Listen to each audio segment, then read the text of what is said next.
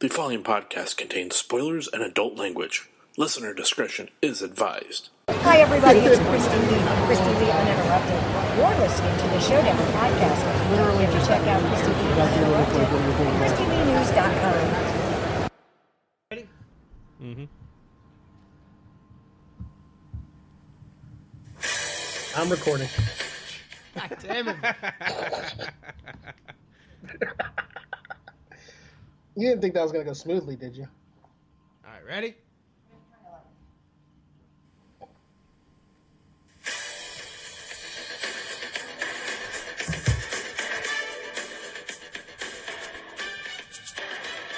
The Showdown Podcast presents The Survivor Series with Corey Miller, Brad Scott, and via Skype, Vic Miller. This week's episode, From Dusk Till Dawn.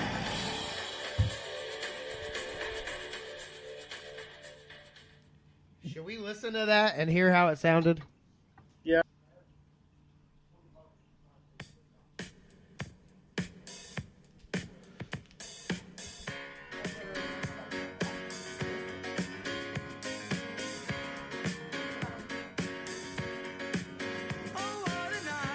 Welcome to the Showdown Podcast. This is either episode 101, 02, somewhere around there, or a long lost, never heard episode. You're numbering this? I don't know. I'm just pointing out the fact that people may not ever hear it. Oh, okay. Like if it ends up sounding awful, here's the deal. We like to be pretty upfront and give full disclosure to the audience. So, what has happened is we are going to lose one of our co-hosts physically. Not lose. I mean, no, like you're not dying. Although with the statistics with African Americans and the diabetes, who knows?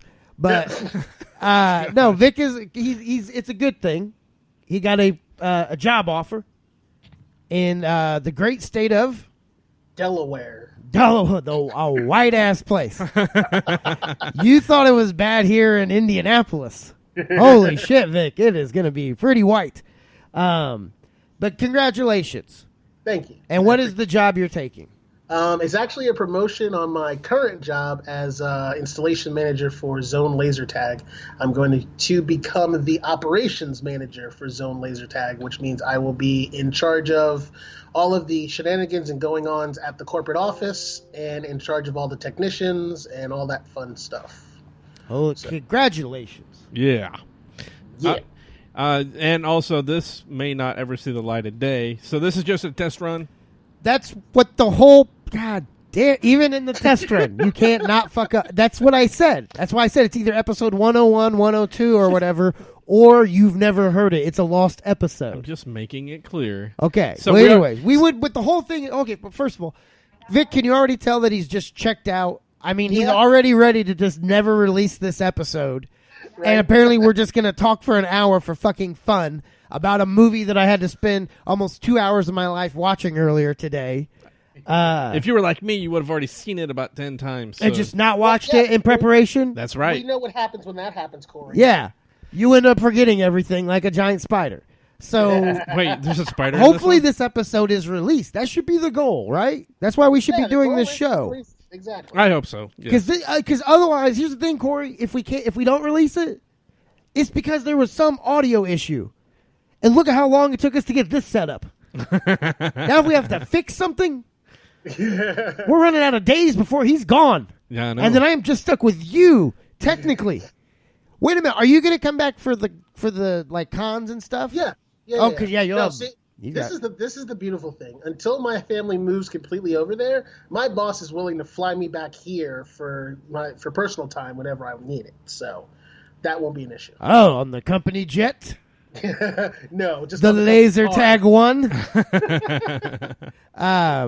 But no, we will be. So yeah, this is how the show will probably sound going forward until technology catches up a little bit. I will sharpen things a little bit as we go along. This is kind of our inaugural. That's not the right word, is it? No, that's right. I mean, is that right? The inaugural Skype episode. Yeah. So this is kind of like our beginning Skype episode that we had to force Corey into because he hates Skype apparently. I don't know why. We've used it. I don't know how many times. We've used it once. Interviews, in general. I've used it a lot more than once. I know Brad's used it a lot more than once, and you've definitely used it more than once because you did an interview on her show on Skype. It's just like you're sitting here, and there's actually two Vics because we have the little screen there as well, so we get two Vics. I mean, what do you not? I can see now why he is not happy with the process. Right. One black guy was enough on the show. Now we got twins. See, the good thing is I can see you, Brad, but all I can see is his racist shoulder. That's perfect. Just pretend we're doing the show together, Vic. Should I move over? So, today's episode from Dusk Till Dawn. I am joined, as always, by Corey. We'll start with our esteemed Skype guest. I am joined by Vic, Not Enough Black Vampires, Miller. And I am also joined by Corey, Too Many Black Vampires, Miller. And I am Brad, kind of looks like a young George Clooney Scott. I need to start taking advantage of the fact that I'm the one that gives out the nicknames. I don't do that very often. Yeah. I figured you would have a long time ago, but I know. I just figured that out. So we did From Dusk Till Dawn, but before we get to Corey's guests, the history, and all that classic showdown shenanigans, I had a topic I want to talk about. Yep. And if this doesn't see the light of day, you better believe we're going to be bringing it up again on the very next episode. So it's going to be talked about. Today at noon, they dropped the trailer for the remake of Stephen King's It that comes out September 8th. Was this the same one that we described in the last episode? Yes. Mm-hmm. That was the it was trailer. A visual for what he read through. Okay. Yes. So if you heard our episode where we discussed the read-through with my dramatic, wonderful, brilliant reading of it, go back and watch the trailer now. It is. What did you think? Let's get your thoughts. I think it's obvious how I felt. So yeah. Vic, what about you? It was pretty damn dead on. Like from what you read, it was a very solid description of what they saw. So it was good to actually see the full visual version of it, which I think it's going to be a phenomenal fucking movie. It'll definitely beat Corey's anything again, even if he remembers the spider this time. Yeah, I wasn't surprised by a lot of it. I mean, having seen the original, you see a lot of the same shots, which is fine. Wait, what? The whole one shot, the most iconic moment of the book. And obviously would be of the movie. That's right. The only. What other shot did you see that you recognized? Weren't most of them in the? No. Well, what? Okay. In the first movie, there wasn't a black kid watching a building full of people burn to death. Okay, I must. The blood, but it was much more graphic in this one, much more realistic looking. You're right. And then there was no shot of them huddled up in some treehouse or some shit with a demonic clown hand. Just obviously ominously walking towards them. This trailer was amazing. I think my favorite part of it was the final shot when he's coming through the water. Yeah. And I don't know how they did that. I only watched it once, so I don't know what it went. There, I'll send you a link. There's a comment thread on Facebook where somebody posted the slow motion version of that scene. Yeah, and it's fucking intense. And it's crazy. So what do you think of the new look Pennywise? It's. You didn't I get don't a. know. I don't know how to really explain it. I mean, it's modernized, obviously, but I think I like the original Pennywise just being just having that kind of really clowny look to him. Okay, so this is the big changes I've gathered is it has a more Victorian era look. Yeah. With the white ruffled shirt, and it's not as colorful as Tim Curry's. I think it's a good thing though, because I don't think it's just like Jack Nicholson's Joker and Heath Ledger's Joker. Right. One of them was played into the comic book cartoonish version of it, and the other one was played almost more realistic, if you will. and I feel like that's how they're going. You didn't with really this. see a lot of him either. It was just really, when you did, it was just really, quick shots. So you really couldn't take in the full effect, and the fact that he didn't speak through the entire trailer too. That was Smart. That was another good thing too. And this is everyone that's been around this movie seems to be super excited about it. And it has one of the, I don't know, it has a huge following for something that's not like a blockbuster or an action film or with a big star. Like the social media response. I mean, I'm a part of these groups on Facebook to continuously give updates and stuff. And man, these people were losing their shit waiting for it. And then when they saw it, it was like universal praise. I saw like no nitpicking, no critiquing. It was just all looks amazing. Can't wait. So I feel like one of the reasons why you didn't hear anything was because they didn't want to break that. Everyone thinks Pennywise. They think of Tim Curry's voice for Pennywise, and I think if they had have played the voice, it would have dislodged that feeling, that nostalgic feeling everyone has of Pennywise. It would have dislodged that completely from their minds because they would be like, that doesn't sound like Pennywise. You know what I mean? Yeah. So like by not having him speak and not letting the dialogue be there, I think they're actually saving a lot more for the movie, which will keep people engaged and more into what's going on. Hopefully that'll be like Bane in Batman, The Dark Knight Rises or whatever, the last one. Rises. Yeah. It's like you didn't hear Bane through the entire trailer at all. How close were you to saying The Dark Knight Returns? He's very close. Yeah. But then you hear him in the movie and it's like, what the hell? I hope it's not like that. No, hold on. You want to hear something super weird and dumb? What? I can actually tell a quick story that is inspired and ties both Batman Returns that we were just speaking of and clowns. Right. You ready for this? Okay. I worked with the disgruntled clown, who is a comedian. Okay. He's a guy who dresses up in a big clown suit, and he's pissed off, right? Well, when I worked with him the first time, I had to go meet him at his hotel room to say hi or whatever before we left for the show. Please tell me he was already done up. He was not in the clown stuff yet. Outside of the clown suit and makeup, he looks like a tiny.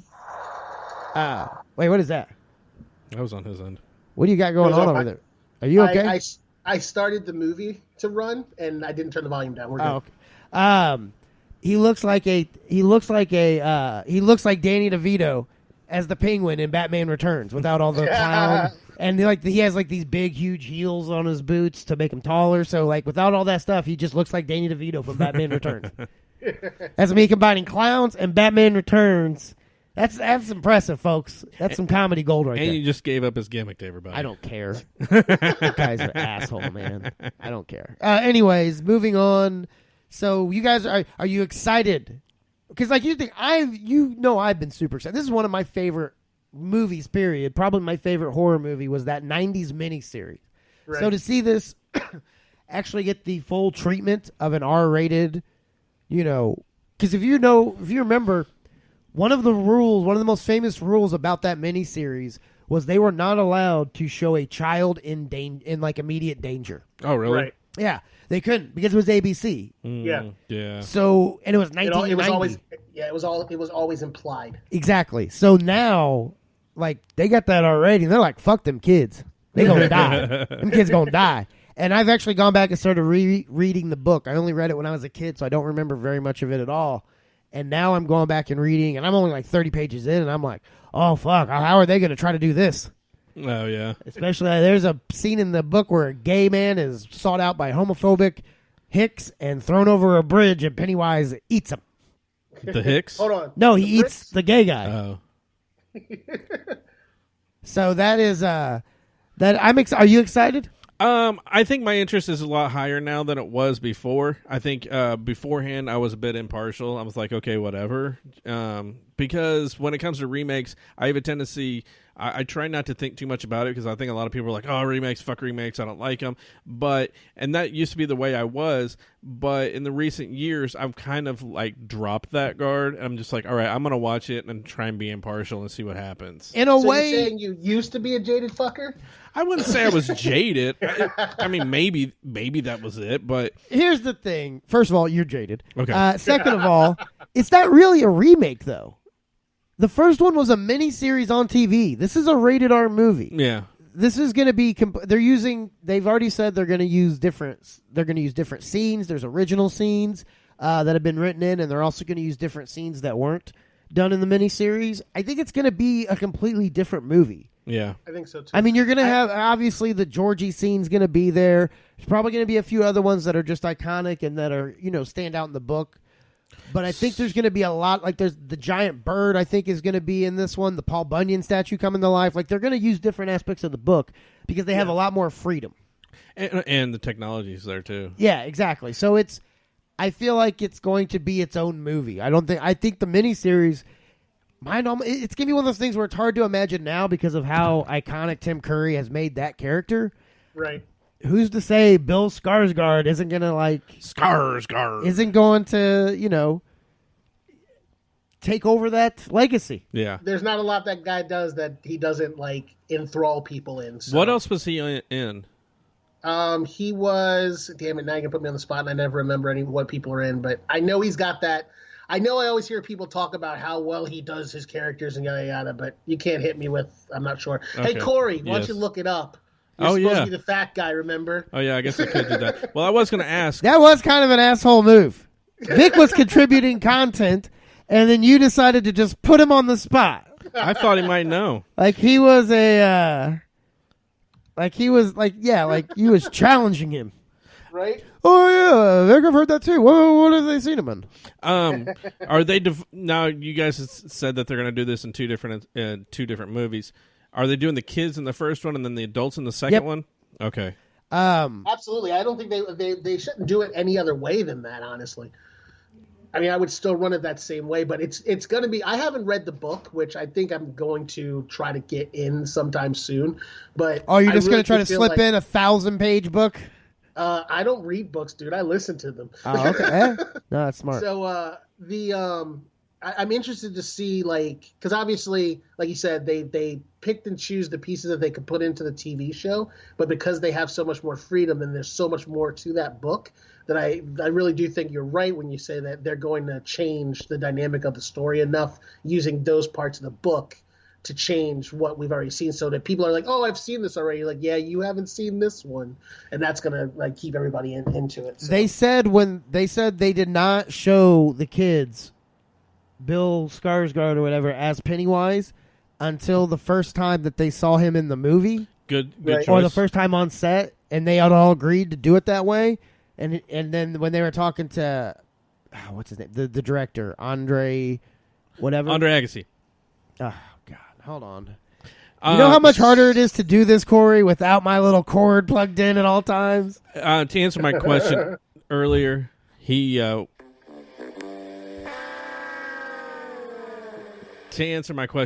was in Anna Karenina, Allegiant, and the TV show from Netflix, Hemlock Grove. Couldn't have waited until I got my thing out. Nope. When they saw him in costume for the first time, the director said that the kids were fucking terrified. Yeah. So that's a good sign. Yeah.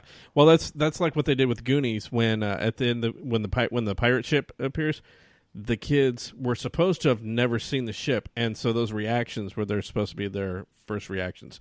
But from what I heard, I think Josh Brolin said that they actually snuck and saw the ship beforehand, so they kind of had to fake it. Could you imagine a group of kids like the Goonies kids not sneaking into something like that? Yeah, I know. It's a whole other Goonies movie just with B-roll. Yeah. Yeah. So Dude, how have we not done Goonies yet, speaking of? I hate that movie. Yeah. Do we do? Is there a release date? September 8th. September 8th. Said okay. that at the beginning of this. I wasn't listening. Do we do history first, or do we do what was it? History first. Okay, what do we call it?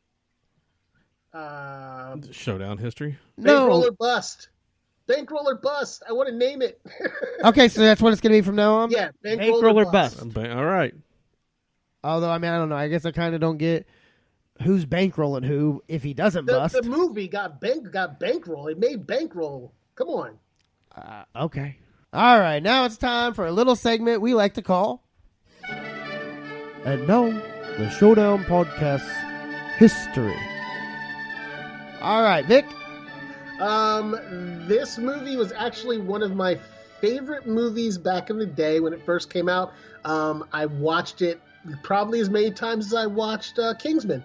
So when he picked it, I was like, yep, I'm in, because I haven't seen it in a long time. Even though I did just watch the series. Corey. I believe the first time I saw this was in the theaters. Okay. And I saw it once before. Then I watched it today. But I'd seen it maybe once before. So this has been the Showdown Podcast history.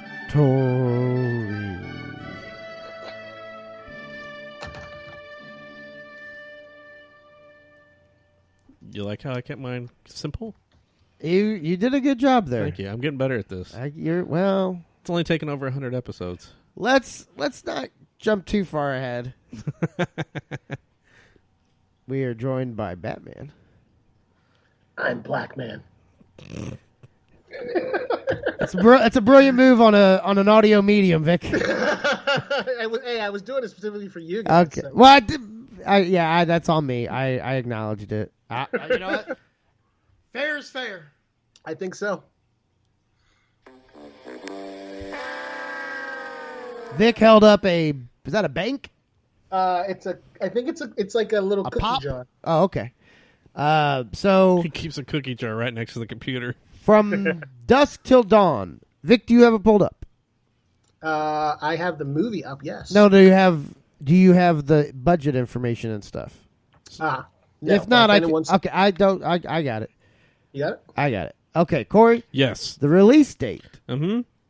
was January 19th. Oh, by the way, this is called Bankroll or Bust. for some reason. I need some music. I need intro. Oh, music. yeah. That's why Vic was supposed to have this information. That's why. Okay, now I remember. Hold on, I got you. Hold on.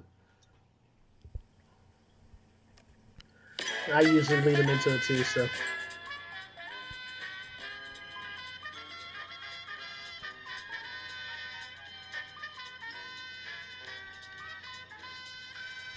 Too much stuff going on. Okay, Corey. Yes. This movie release date was January 19th, 1996. It's 108 minutes running time on a budget of $19 million. Which means he gets an extra $190,000 Correct. to be right or wrong. Like he gets $190,000 either way of the budget to be right. So Correct. he gets that extra 10% bonus. It's so a very small window. We are trying to help you. Okay. I'm going to say it made 65. And the actual box office take for this movie was $25.8 million. Wow. Woo! You were way off. Wow. That was pretty bad. Never give him that much leeway. Whew, that was bad. Wow. He always goes like super low or super like that's never gone super high. I'm really surprised by that. Mm-hmm. All right, so Vic, tell us about From Dusk Till Dawn. All right, so Dusk Till Dawn is about two bank robbers that are on the lam running from the FBI and the Texas police. They are the Gecko brothers, played by none other than Seth and Richie, the Gecko brothers. They will shoot you in the face and save you 15% or more on your car insurance. That's exactly it. Played by George Clooney, Seth Gecko, and Quentin Tarantino as Richard Richie Gecko. And they have we first see them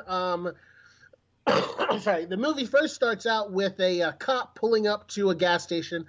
He walks in to shoot the shit with the clerk in there, and they have a conversation. Which, when you first start watching the movie, you're like, "What the fuck is going on? Like, why are we having to watch these guys sit there and just gab for 25 minutes?" And the sheriff, played by Michael Parks, who Yes, is the in sheriff one played of by Brad's Michael Parks. favorite movies, Kill Bill.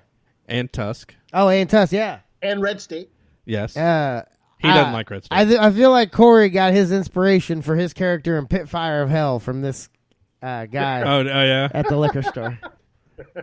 So the cop is like, "I got to take a piss." So he goes to take a piss, and out pops the Gecko brothers, guns in hands and hostages in tow.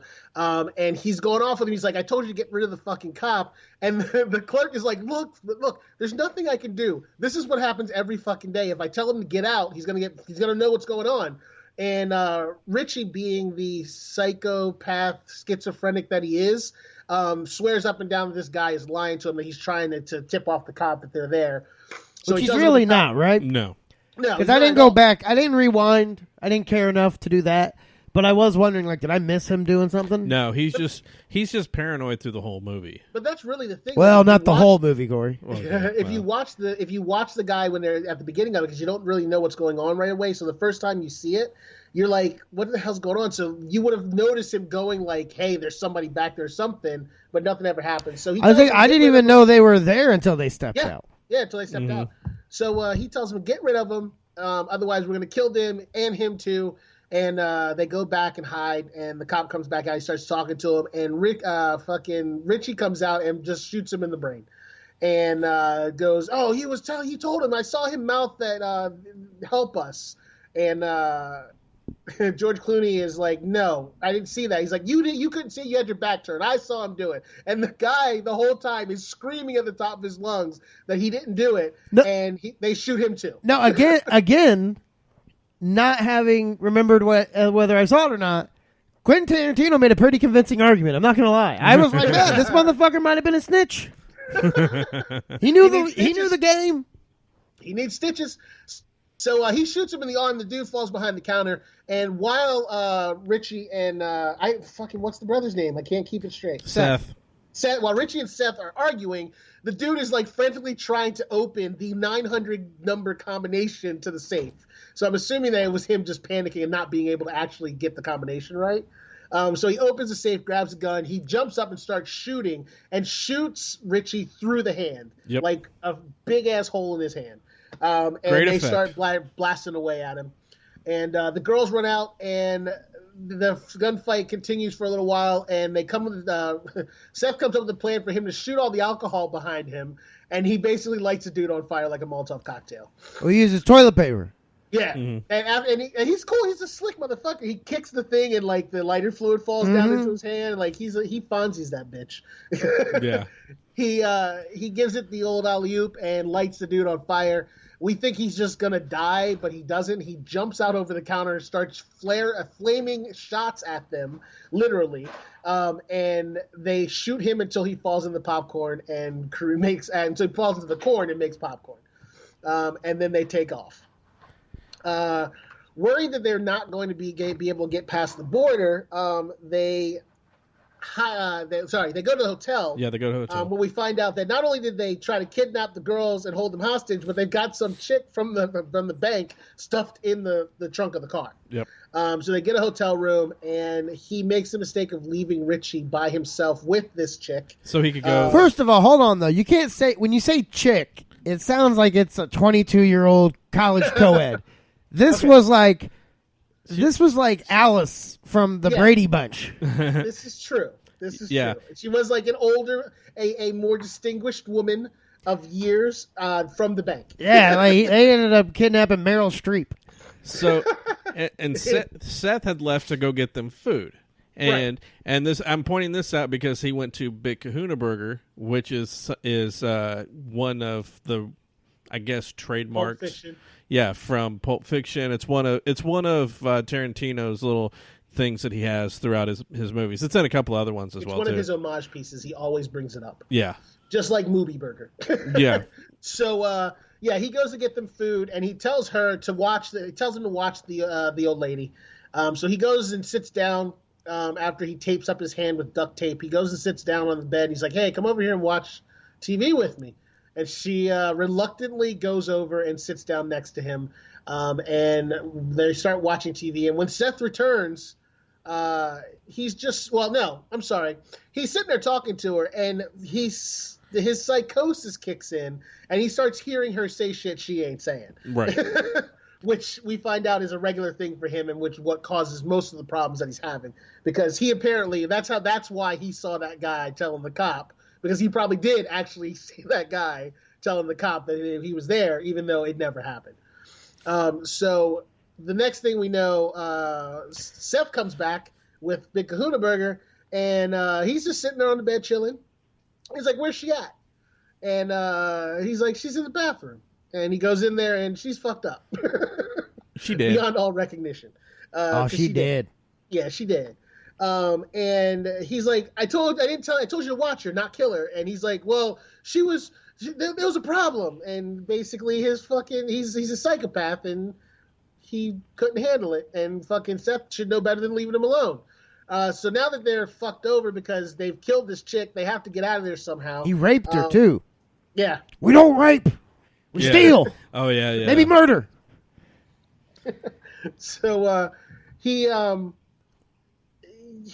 have their food, I guess. I guess you just eat over the dead body. when Seth had gone out to the car, he actually he saw Harvey Keitel and Juliette Lewis, Julia, and her brother in the movie. They pull up, and so he realizes, hey, we can use them. We can, because they've got an RV, so they're going to use the RV to get across the border. Right. So that's their plan. They end up pulling her into the room. I don't remember how she ended up in the room. She was out by the pool, and they followed her back to her room. Yeah, and George saw her. Well, Seth sees her, and they go back to his room, and then get the other two, and then they go back to Seth and Richie's room, where that's where they devise the plan. Yeah, it looks. As she's fucking standing there, though, like she's like, Richie, I want you to eat my pussy. Oh yeah. he's like, what'd you say? At one point he goes, really? Yeah. like he's just making sure. He's like having these whole conversations with people that just aren't really happening, he needs his medication. Let's get to the good stuff. Okay. So they get across the border. They get across. I mean that here's the thing. They get stuck at the border, and the guy goes in to check them. And they put the girl in the bathroom of the RV, which is very small in the first place. And of those two were in there, and he's like starting to cause problems, and he ends up knocking his ass silly and holding on to him in the shower while the guy comes in to check on what the noise was because there was a ruckus. He opens the door, and she's sitting there with her panties around her kneecaps, and she's like, "Excuse me," and this creeper is like, "Oh, okay," and very slowly while he's watching her closes the door. Yeah. Yeah, but I mean, the whole Corey move. What? Saying you like to watch girls pee. Okay. Is that the new reoccurring thing? He's old, he's a racist, and he watches women pee. He's a creeper. No, that's too much. We've already given old and racist. Come on. He has to have some dignity and credibility. All right. The whole border scene though, it was really intense just the way they played it up because. No, see, I disagree. I thought it was unnecessary. You really? I thought it went on a little too long. That was like that. There's a lot of things I thought kind of were just unnecessary. Okay. That was so. Moving on. So they get across the border. They get across the border and they start heading towards the titty twister. Right. Now we have to talk about the fact that the reason why the family is in this RV heading, and they what they were doing is the father, who was a preacher, has had a crisis of faith. His wife died. He's lost his what do they call it? Faith. His bearing. No, he's lost his belief in God and his bearings, and he wants to kind of take a break. Wouldn't that be faith? I think so. I didn't want to keep saying faith like 500 times. Oh, okay. But you got to have faith. Faith. Baby. Faith, yeah. Anyway, do. So he, why did we do this? Why? He gets across. Well, So he's letting him know that the kids want him to go back. Like they don't believe that he should give up on church. But he's like, no, we're doing this. We're going to spend time as a family. And because they're stuck with the Gecko Brothers now, they have to go to the Titty Twister, the loudest, most raunchy bar in Mexico. Where if that place existed in real life, Danny Trejo would still be the bartender. Even today with all of its success. He just probably does that on weekends. Just hangs out there. They don't have to pay him. He's not even a vampire in real life. He just goes and hangs out. The vampires are still afraid to attack him. Yeah, I mean the whole outside look of this bar is just so over the top, and it's so crazy. I mean, there's fire everywhere. There's RVs, Neon motorcycles, neon lights, and Cheech Marin is the door guy. Cheech Marin is everything, wasn't he? He was a border patrol agent. Like they wrote him a check, and they were like, "We're gonna get every goddamn penny's worth."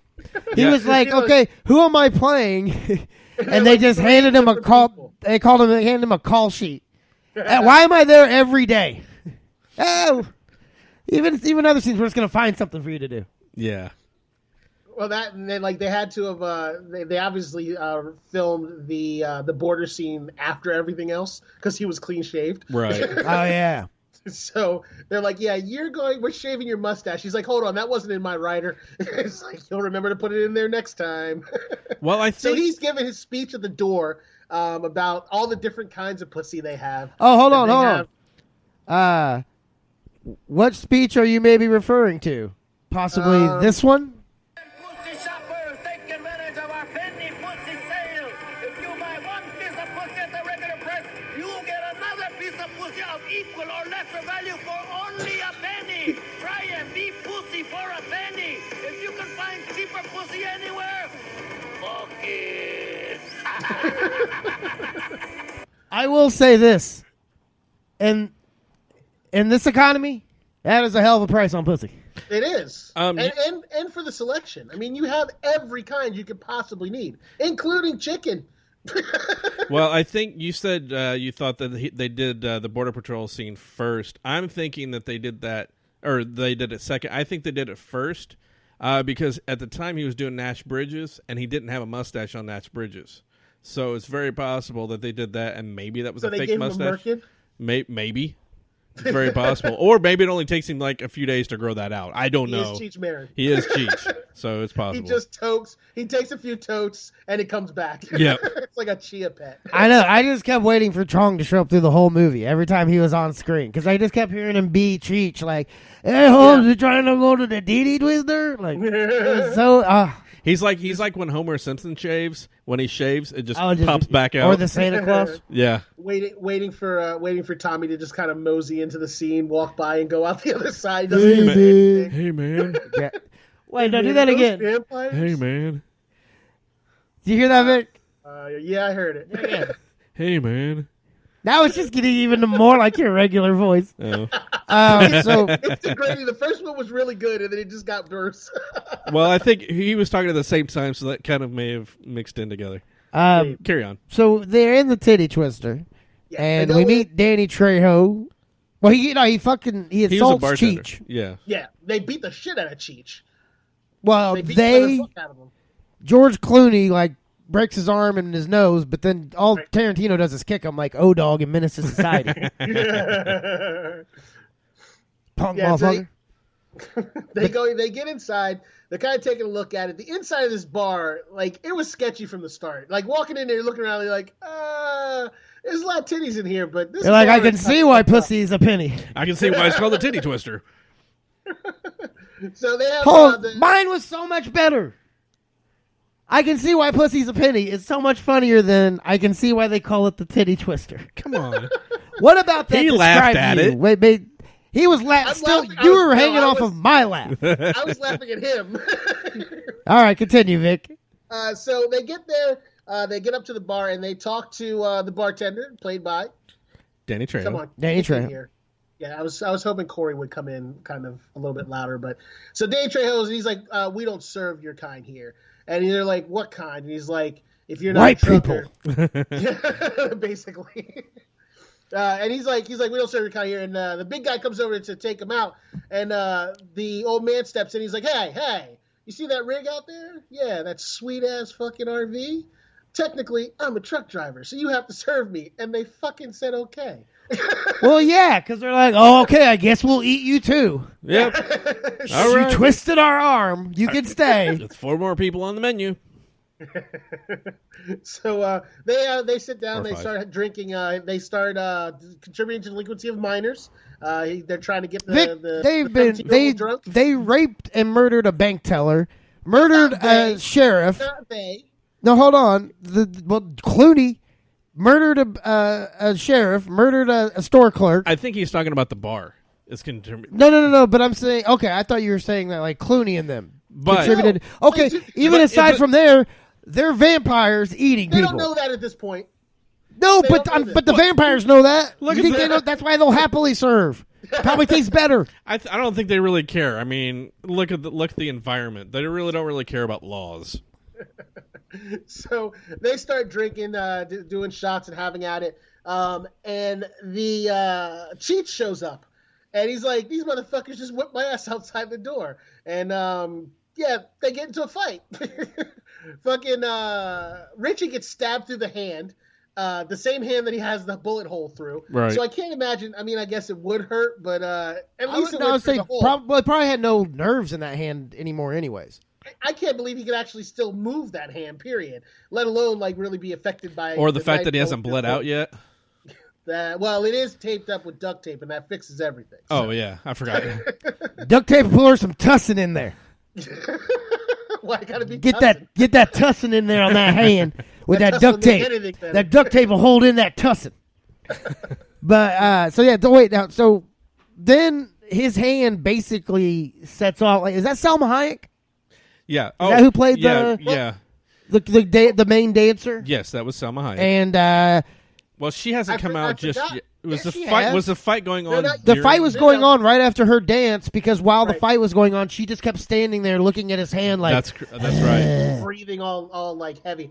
I forgot that we were also introduced to a couple of the characters in the course of this. Mm-hmm. We see a character by the name of Sex Machine. Played by Tom Savini. Oh, yeah, is that that's you know what I call him? Yeah. Van Halen. What? Van Halen sing. Instead of Van Helsing, Van Halen, because he looked really super 80s. Bum bum ba-dum. Yeah, I have to say I can't go with that one. But the guy that he's, I guess he's playing. Stop talking over the sound effect, Vic. Now you can go. Now, this is for you.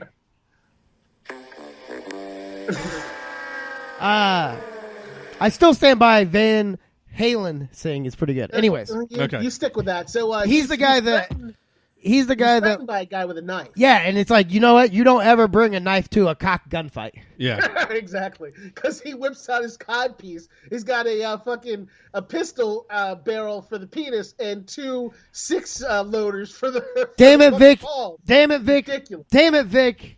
I think You know how much better that joke could have been if you would have just said he had a pistol and 2 6-loaders, and then I would have said, yeah, and he had a gun too.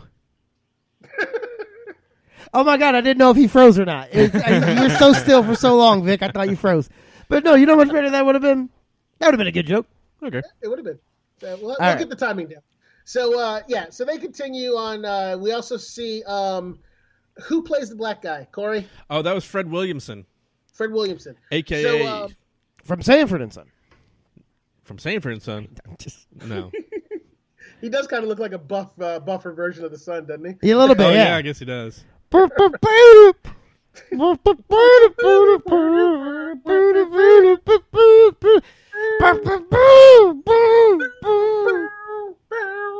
Corey's like, I don't watch those. Oh, no. I love Sanford. No, you know what? We want to touch Corey's nerve? Come and knock on my door. We've been waiting for you. Where the kisses are hers and hers and his. You'll see the Corey would have been Mr. Roper. I'm trying to think of something funny to say, but it's not coming out, not working. So You just gonna start humming the MASH theme song? All right, so we meet the black badass. Right. And that's pretty much everybody we meet, right? That we really need to know. And then Selma Hayek. Cast the characters, yeah. And then they get into the fight. Well, Selma Hayek comes out. They introduce her as, Diablo Magnifico or some shit like that. And she comes out, and everybody is, like, enthralled. All eyes are on her. Nobody cares about anything else going on. And she's doing her thing. Which is understandable. Yeah, and when she, he just had a towel moment.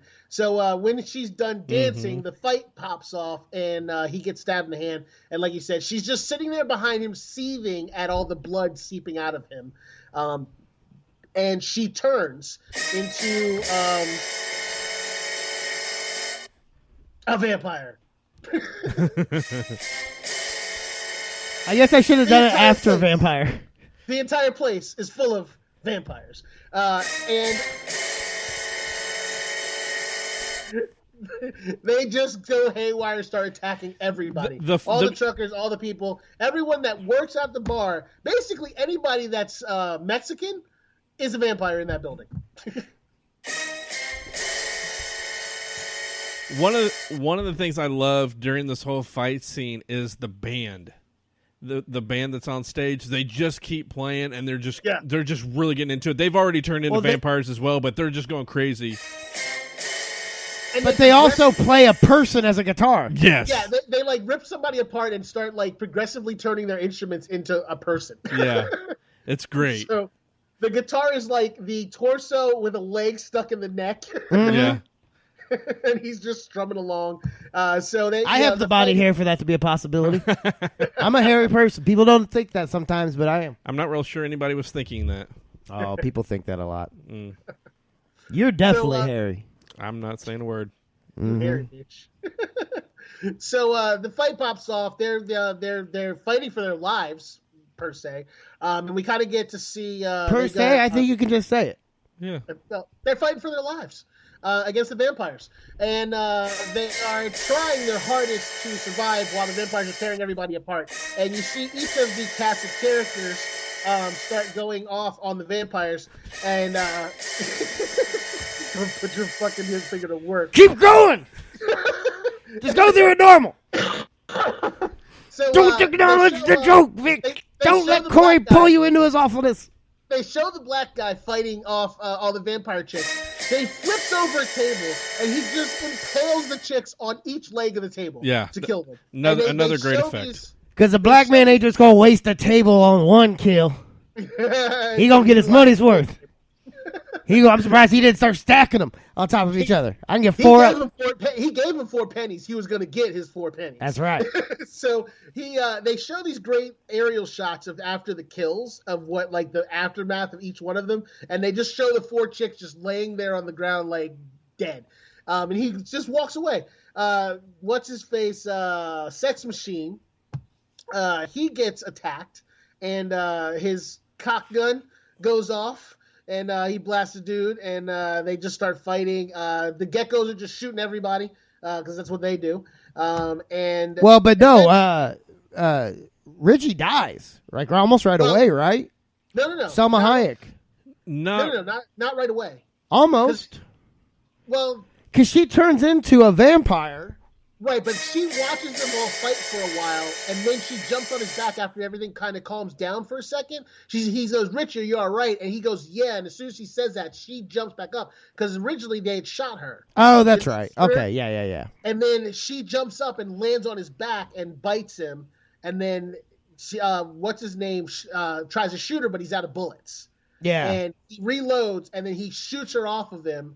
And he goes down, and then he is fighting with her, and he shoots he brings the chandelier down on top of her, which then kills her permanently because she melts and goes into the floorboard. And while everything's going on, and they're finishing off the last of the people, what's his name? Richie pops back up, and Sex Machine's about to kill him, and Seth puts the gun to his head. He's like, "You fucking touch my brother with that pool stick, and I'll blow your head off." And he's like, "That's not your brother anymore." And he's like, "Yeah, that is my brother." He's like, "He's a fucking vampire, dude. You need to kill him." And he's like, "No." And then he grabs a pool cue, and he has everybody hold him down, and he stabs him. with the pool cue and hammers it in with the butt of his gun. And for whatever reason, he's the one vampire that's impossible to kill easily. Because the black dude just threw 4 chicks onto a blunt wooden leg, and they were easily killed.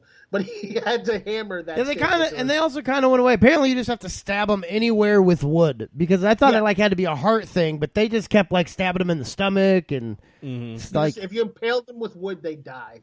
Okay. And they actually kind of get into it a little bit later on, so we'll get to that. But so they are fighting off the last of them. They think that they've got everything handled when one of them comes out of nowhere, because all the ones that were bitten that they thought the guys had just killed, all the truckers and shit start turning and coming after them because they've been turned to vampires as well. So they fight them off, and as all this is going on, Sex Machine gets bitten in the arm. And it's actually a pretty funny scene. As he's sitting there, they're all sitting there talking, and they're watching the black guy go through his PTSD from the war. And he's describing how he killed an entire squad of Viet Cong. And he's mimicking, stabbing them with his knife and all the shit that he did to them. And they're watching in awe of this motherfucker's crazy as hell. And he's just and then when I was done, there was yellow flesh all over my blade. And while all that's going on, fucking Sex Machine notices that he's got fangs all of a sudden. And when he realizes, he covers his mouth and his hand turns into a vampire hand. And he covers that with his other hand, and that hand turns into a vampire hand. And the little Asian kid is like, what the fuck is going on with this guy? And he's just sitting there yeah, nothing's up. We're good. And they show them turn back towards the black guy, and then Sex Machine jumps on the black guy and bites him. They kill Sex Machine. The black guy turns. Oh, man. Turns into what? A vampire. I missed the part, though. One of the better parts. The big guy that was the bouncer pops up, and he goes after the black guy. The black guy pulls the I'm going to pull your heart out of your chest while it's still beating move. And he's just standing there, and the dude goes down on the ground. And he's looking at the guy, and the guy gets back up, and he's like, okay, this fucking heart is still beating. And the vampire's like, yeah, bitch, I'm still alive. He gets ready to get up to kill them, and Sex Machine walks over and grabs a pencil and stabs the heart, and the vampire dies instantaneously. That was pretty funny.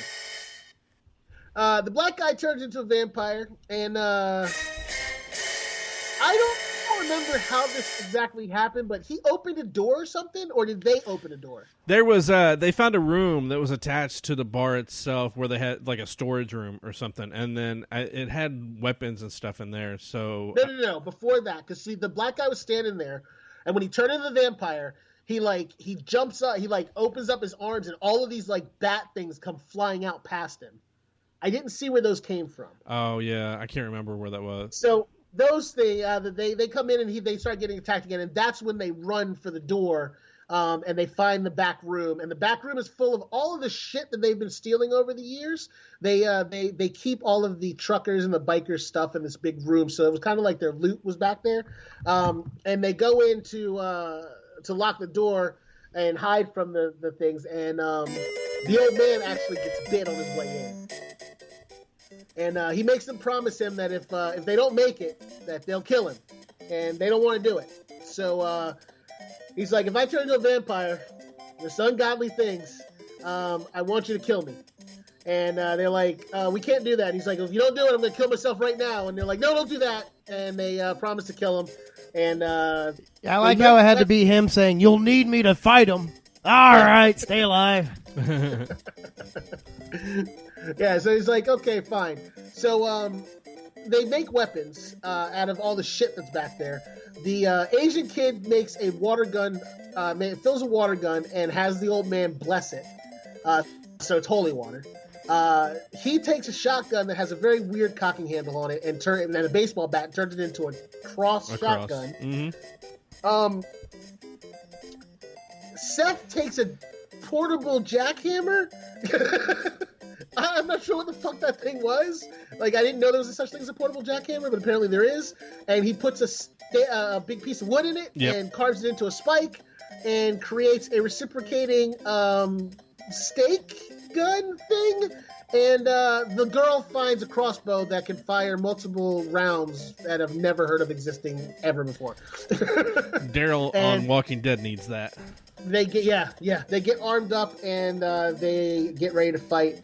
And they're like, we're gonna open this door and we're gonna have to fight our way down this hallway. Take out everything you can.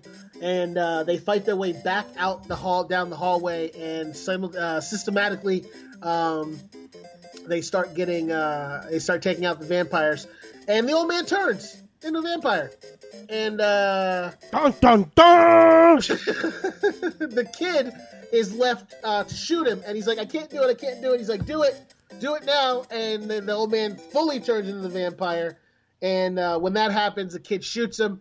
And by wasting all that time, it gave all the vampires enough time to jump on him, and he started getting eaten by like 5 different vampire chicks, and which the sister then had to turn around and try to shoot him, and he was begging for her to shoot him, and just kill me. They're all eating him, and she finally shoots the water gun, and it explodes and liquefies everybody, including the kid, which made no sense to me at all.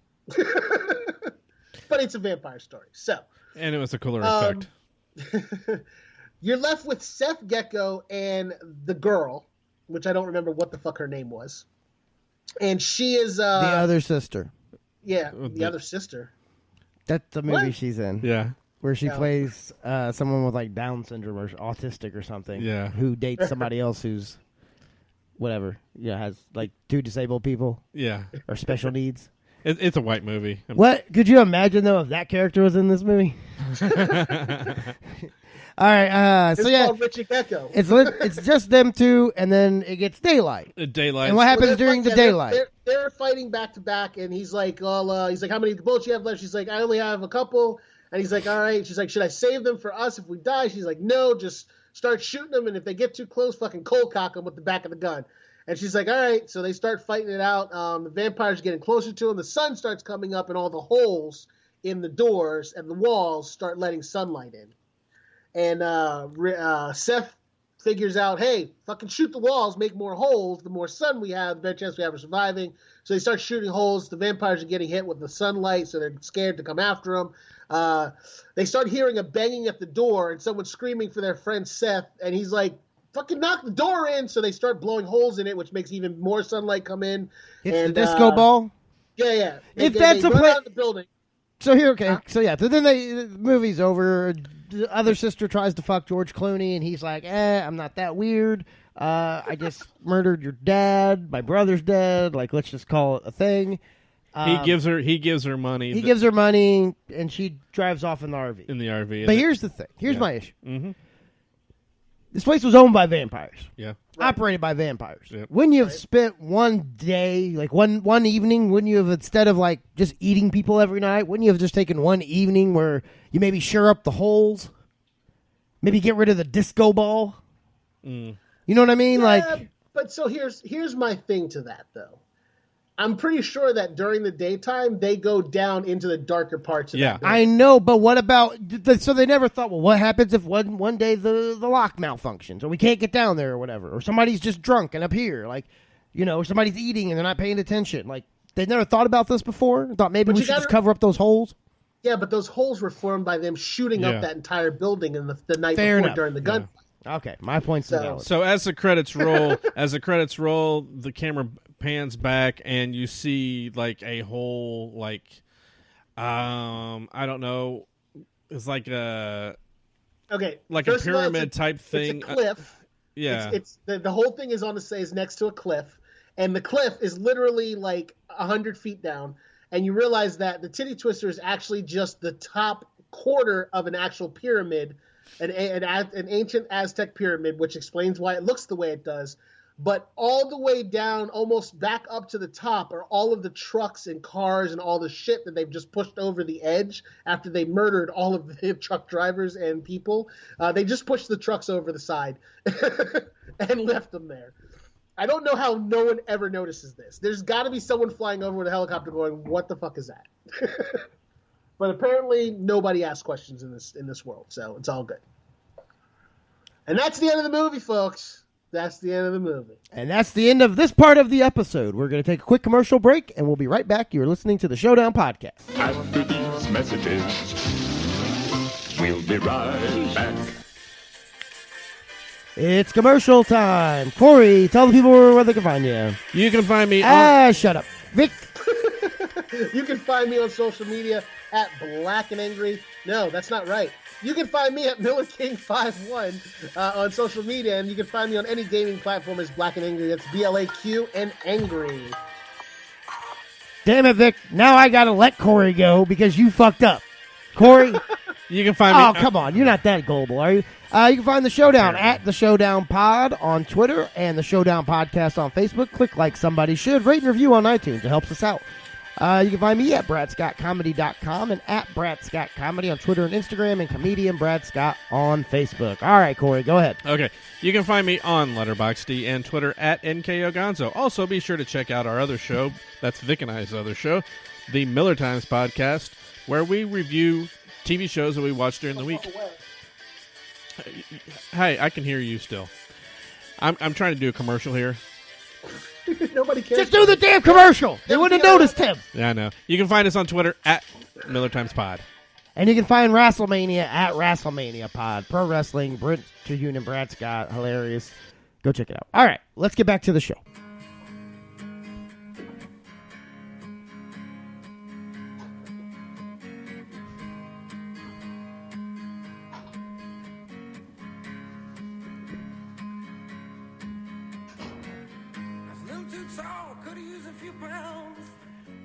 Welcome back to the Showdown Podcast. We are talking about From Dusk Till Dawn and all the night moves that were made during the movie. The songs on this episode are an interesting choice. It had to do with night. Yeah, I know. From Dusk Till Dawn. That's the evening. I get it. I'm not that... Are you sure you get it? I'm not that I'm not slow. sure he gets it. I'm not that slow. But, it's now time to hear what we thought. Give you our decision. We've contemplated. We've thought about it. We've taken a long time to deliberate. Gone back and forth. We ordered Chinese. It was weird because Vic wasn't here, but we still ordered food for him. We just had to, push it up to the screen. So, Corey, this was your pick. Let's start with you. It was my pick. And as I said, I believe the first time I saw it was in the theaters. Shortly after that, at the time I was still living on my own, so I like any normal bachelor, I had my bedroom decorated in posters because that's very juvenile of me. And this was one of them. I really liked this movie then, and for me, every time I watch it, I still love it. I think that Robert Rodriguez, who directed the film, really wanted a monster movie type and went over the top with a lot of the effects, and that really shows on screen, and it's just a fun vampire movie. I love it, and it still holds up. Vic? I watched it the first time and loved it. Like I said, I saw it about 100 times when it first came out. I just watched it over and over again. I watched it this time going, you know what? I'm in 100%. And as it started out, I was like, I remember this being so much better. I really do. And then as I'm watching it a little bit further, I'm going, now I remember why I like the movie. Because as soon as you get to Cheech, it just starts skyrocketing. Oh, yeah. It's funny. The effects are cheesy and campy, but fun. The people that they have in it, they couldn't have gotten a better cast between Machete and Cheech and Sex Machine. It just got funnier and funnier and funnier. And then I also enjoyed the fact that there were so many different kinds of vampires. They weren't just they didn't all look the same. He really went out. I guess it wasn't him. It would have been what's his name? Savini, I think. Savini. Savini did it, but They made each of the vampires different. They each had a different thing to them, which made them that much more interesting. So you weren't just staring at the same kind of vampire doing the same thing every time. So that made it enjoyable. So for me, it makes it. I didn't think it was going to at first, but it turned the corner and went back uphill. So I enjoyed it. Brad? It's unanimous. Yeah. Nice. I hadn't seen it in a long time, but I enjoyed it. So it's my kind of movie. So it absolutely goes into the Hall of Fame. Now, Vic... You had mentioned earlier that you had watched the TV show. If Yeah. many people may not know, there is a TV show. I believe they're It's in on Netflix. It's also on the El Rey Network, which is owned by Robert Rodriguez. Go figure. And I believe they're in the second season. May have just finished second season. How did you watch all the way through 2 seasons? Yes, I've watched both of them. What are your thoughts? So it's not. I don't know how to explain it. It's nothing like.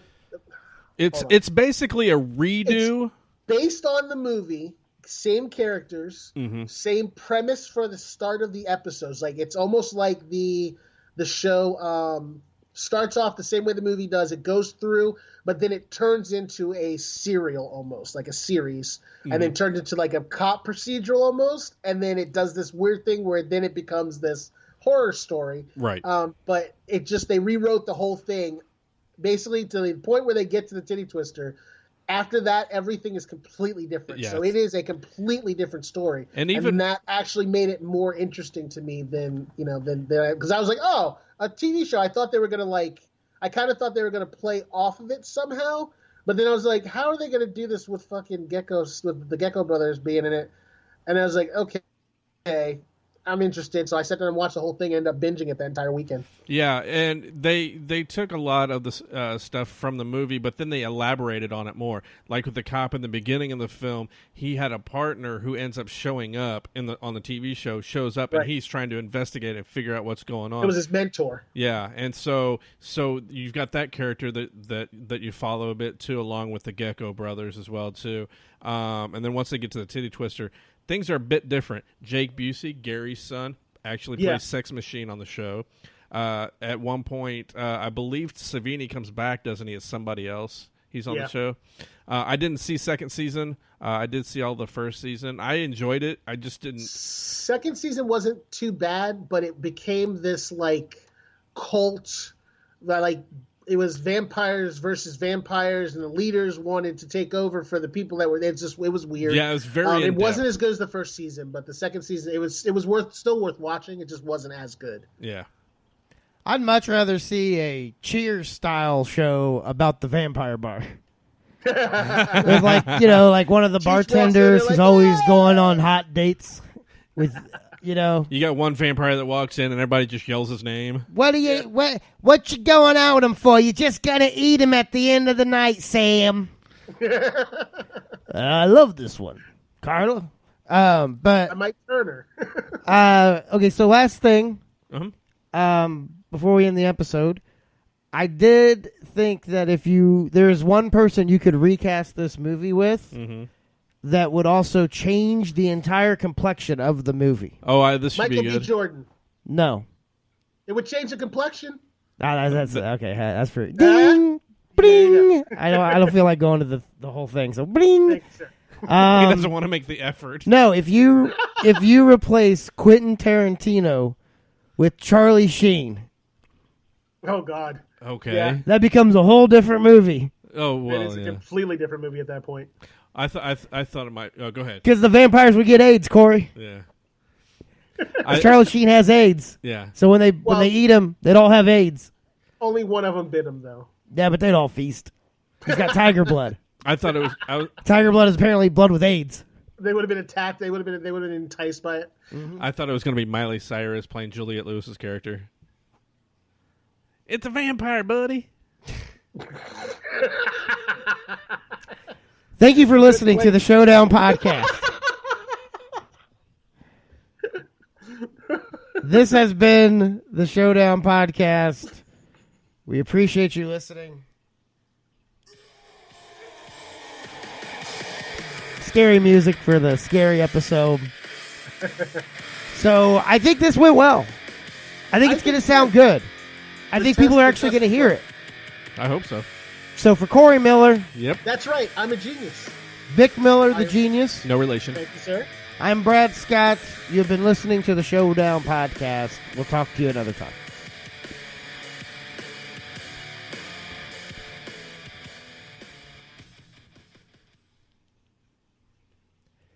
I killed my brother, buddy. Now let's kill that fucking band. I can do that. Fuck you, everybody. Good night!